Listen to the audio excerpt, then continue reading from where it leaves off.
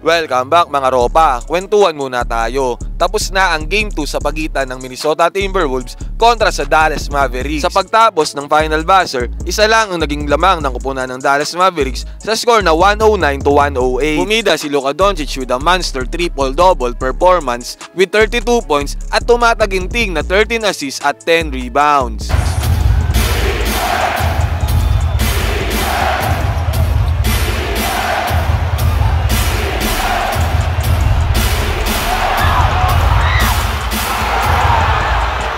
Samantalang si Kyrie Irving ay tumulong din kay Luka Doncic sa kupunan ng Dallas Mavericks at nag-ambag ng 20 points, 6 assists at 4 rebounds. Sa Minnesota Timberwolves naman ay napakainit ni Naz Reid at umiscore siya ng 23 points at nagkaroon ng 3 rebounds sa 32 minutes of playing time. May have been that it didn't have a chance to go in. Conley with it. Jones will tail him. Reid open. It's another three. No!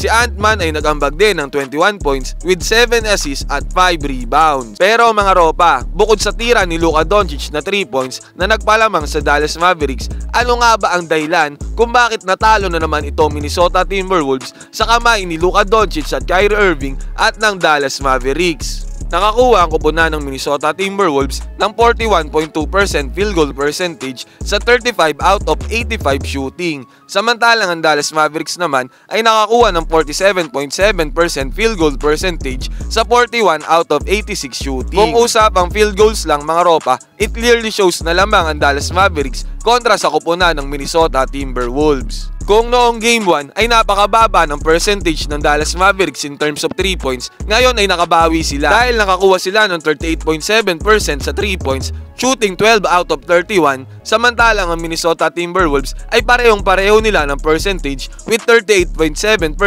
at shooting 12 out of 31 din sa 3-point line. Kung may stat na kung saan lumamang ang Minnesota Timberwolves kontra sa Mavericks, sa free throws nangyari yon dahil ang Minnesota Timberwolves ay tumira ng 32 total free throws at nakuha nila ang 26 shots dito, total ng 81.3%, samantalang ang Dallas Mavericks ay 15 out of 22 lamang, 68.2% sa free throws. Kung may dahilan talaga kung bakit nanalo ang Dallas Mavericks kontra sa Minnesota Timberwolves, ay ito na yon. Lamang na naman ang Dallas Mavericks sa points in paint with total of 56 points sa paint, samantalang ang Minnesota Timberwolves naman ay 42 points lang ang kinamada sa paint. Halos sa lahat ng stats mga ropa ay match sila sa field goal percentage, 3 points ay match lamang. Pero dito talaga lumamang ang Dallas Mavericks sa points in paint. Kahit nung Game 1 mga ropa, tambakol ang Minnesota Timberwolves in terms sa points ng paint.